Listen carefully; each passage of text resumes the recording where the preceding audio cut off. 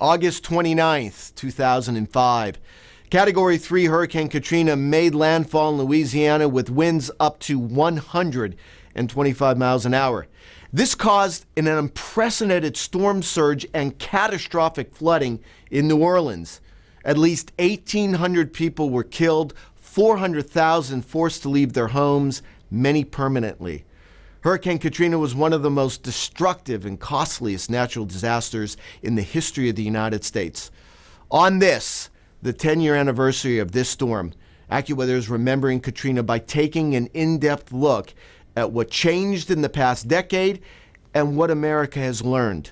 First, Cynthia Hill shows us what happened and when as Hurricane Katrina made landfall. It's our job as human beings to take care of one another.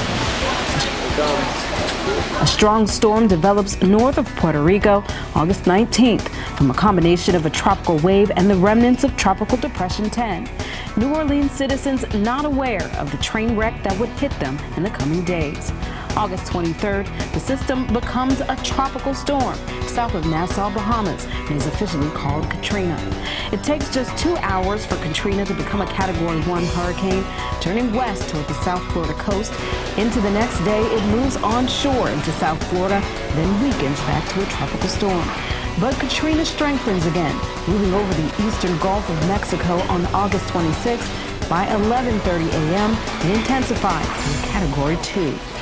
At this time, the governors of Louisiana and Mississippi declare states of emergency. Katrina's winds move from 95 miles per hour to 175 miles per hour, upgrading it to a monstrous Category 5 hurricane. 9:30 a.m. Sunday morning, New Orleans Mayor Ray Nagin issues a mandatory evacuation order. Those who refuse or are unable to leave take shelter in the Louisiana Superdome and Convention Center. August 29th, 6:10 a.m., Hurricane Katrina hits Plaquemine Parish as a Category 3. The coastline of southeast Louisiana and Mississippi is destroyed by a storm surge as high as 33 feet. Hours later, Mayor Nagin says the storm surges overtopped the levee. More than 50 breaches will occur over the next 2 days. A mess of political battles and blame games follow, with more than 400,000 citizens displaced and nearly 80% of the city underwater. And the citizens of New Orleans are being treated like dirt. But the battle over responsibility for the handling of Katrina's storm surge and aftermath would go on for years, a lingering story from an unmatched hurricane that would affect thousands of families in the years to come. But nowhere is the ghost of Katrina still felt more deeply than in the Lower Ninth Ward, a predominantly African-American neighborhood in New Orleans.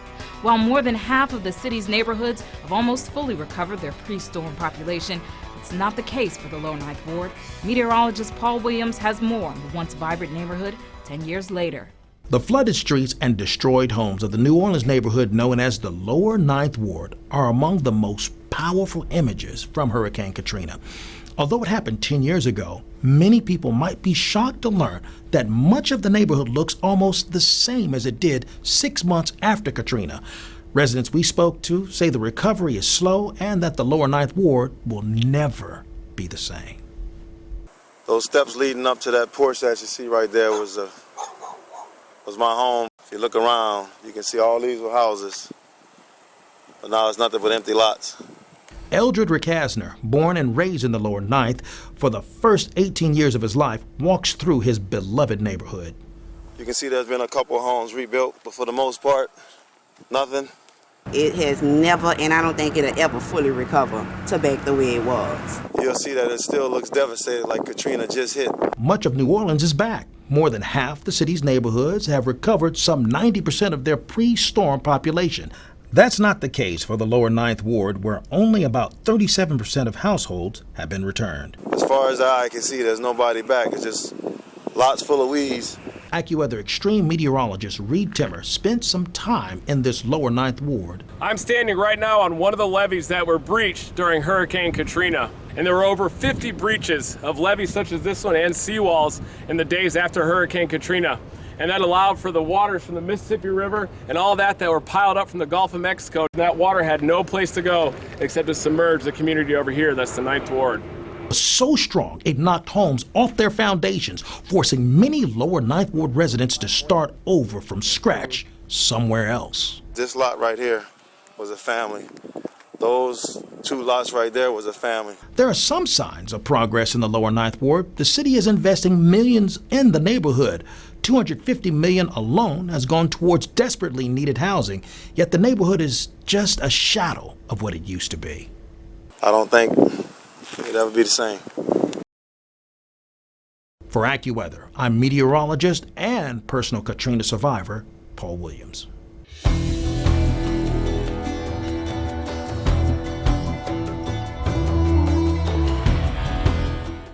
Hurricane Katrina formed east of New Orleans in late August of 2005, 10 years shy of the New Orleans levee system's expected year of completion. Katrina unleashed massive destruction across New Orleans and the surrounding areas, the third most intense tropical cyclone in the entire history of the United States. August 29, 2005, 9 a.m. Central Standard Time, the 17th Street Canal levee gave way. Katrina made landfall as a Category 3 hurricane. Soon, Katrina's strength would activate more than 50 other breaches over the next 2 days, putting more than half of New Orleans metro underwater. In 2007, in front of the Senate committee, the Army Corps of Engineers accepted responsibility for the levee breaches and failures, saying they just didn't anticipate the potential height of the storm. The Corps going on to get the bulk of the blame, but never held financially responsible. Thereafter, nearly all analyses, independent and federally backed, questioned the design of the walls. The American Society of Civil Engineers calling it the worst engineering catastrophe in U.S. history. Other studies were conducted, all pointing to the same thing: faulty engineering as the cause of these breaks. So what has happened since? Flood protection for the greater New Orleans area is still highly dependent on the levee system that separates Lake Pontchartrain, Lake Borgne, the Mississippi River, the Gulf of Mexico, and the connected channels and canals. But in New Orleans, there is no bedrock, so the soil has put a damper in some construction efforts for quite some time. Despite these setbacks, today the Inner Harbor Surge Barrier reduces flood risk for New Orleans East, Metro New Orleans, the 9th Ward, and St. Bernard, and is part of a larger 350-mile system. According to the U.S. Army Corps of Engineers, the goal now is to complete a system strong enough to withstand 500-year storm flooding, with a contract in the works worth more than $500 million to repair and rebuild by 2017. I'm meteorologist Heather Waldman.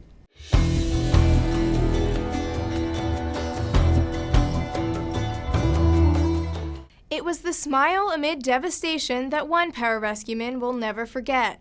10 years later, he's looking for the little girl with the big smile. Mike Maroney was an Air Force staff sergeant when Katrina hit. He was told to pack his bags, and within 18 hours, he was flying on helicopters with the Air Force, which would ultimately rescue more than 4,000 people. That's where he encountered the little girl who, without even trying, would lift Maroney's spirits for years to come. It was 6 days after Katrina hit. Airlift after airlift. It was kind of like the Wild West. I mean, there was just helicopters everywhere, and people on the roofs, and people in trees, and people on buildings, and everyone's just waving, and it was crazy. First, the woman who had been in a coma for many years. Then, the man having the heart attack. And then, the girl who became known as Katrina Kid. She was just a cute little girl that was, happy. He had spotted the little girl and her family on the street, desperately waving down the helicopter for help. They lowered me down in the hoist, and I asked them to say, hey, you guys doing all right? You ready to get out of here? And they were like, yes, please.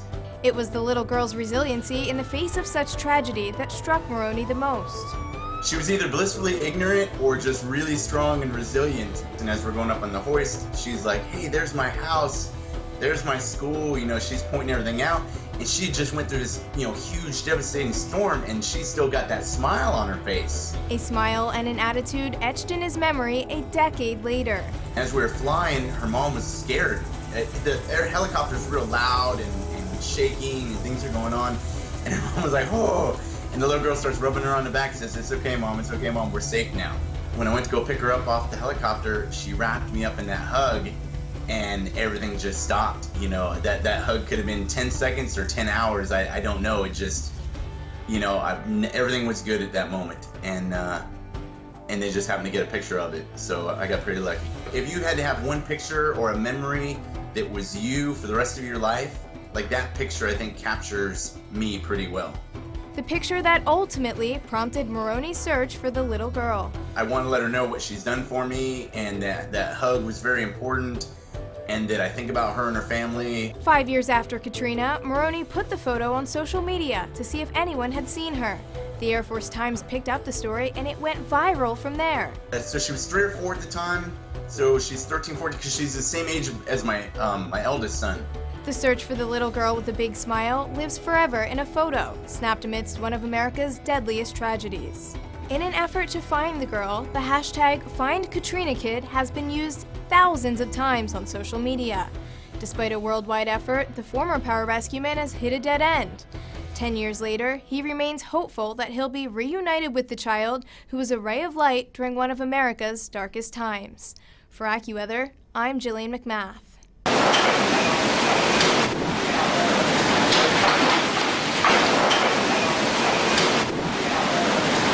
New Orleans, August 29, 2005.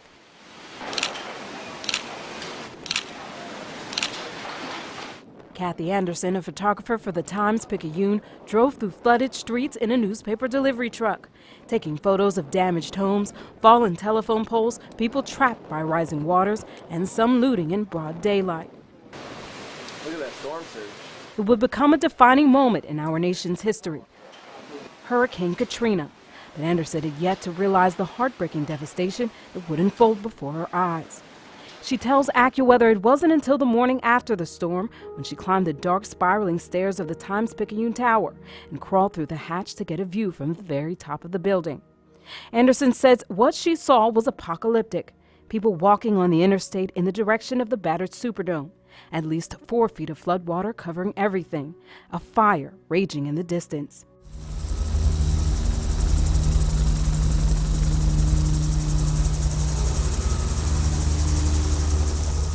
When Anderson flew over the city in a Black Hawk helicopter, she realized the full magnitude of the situation. It was not a contained area, it was miles and miles of water and sheer devastation. There it is. Oh my gosh. Have you ever seen anything like this here before? I swim. Like once every 200 years, flood, you think? She says frame by frame, I witnessed the city drowning.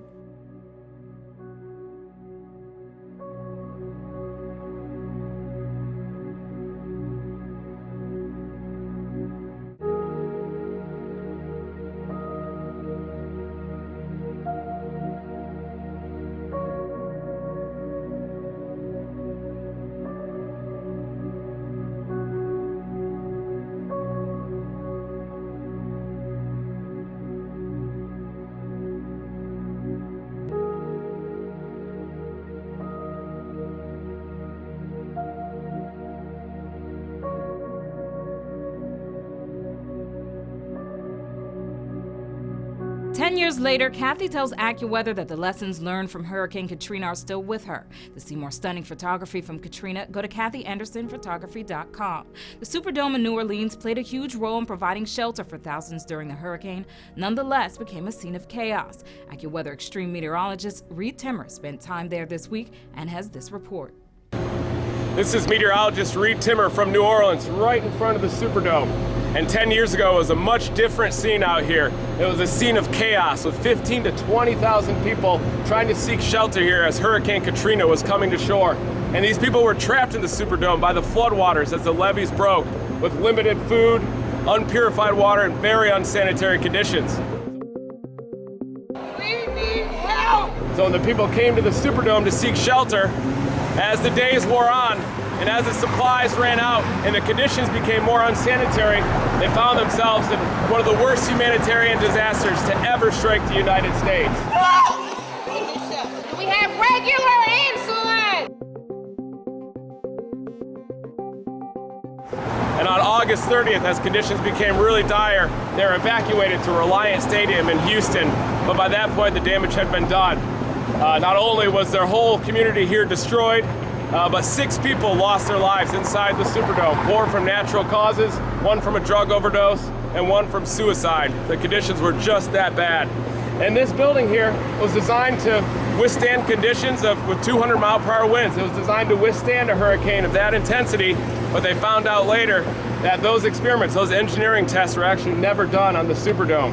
And the morning of the 29th after Katrina, the roof was starting to peel off, there were leaks in the Superdome, and people were really starting to freak out when they realized that they couldn't escape, and the conditions were getting worse, and the supplies were running low. Born in the middle of a storm 10 years ago, a baby girl came into the world during Hurricane Katrina. Now that baby Mariah is 10 years old. Charity Hospital in New Orleans was completely flooded during Hurricane Katrina. We're wading through water almost up to our waist to get to Charity Hospital. Patients waited 5 days in the dark for boats to rescue them. This is third world medicine. This is worse than third world medicine. Dr. Peter W. caring for those in need using a flashlight and makeshift ICU. This water is over 12 feet deep. 10 years later, the doctor remembers one of his triumphs during Hurricane Katrina, Renelle Curtin, who had just given birth to a baby girl. In a hotel on the floor. A decade has passed, and here they are, Renelle and her daughter Mariah. My mom's my hero. About to turn 10, Mariah watches images of her stormy introduction to the world 10 years ago. A mother and daughter story of survival. We made it.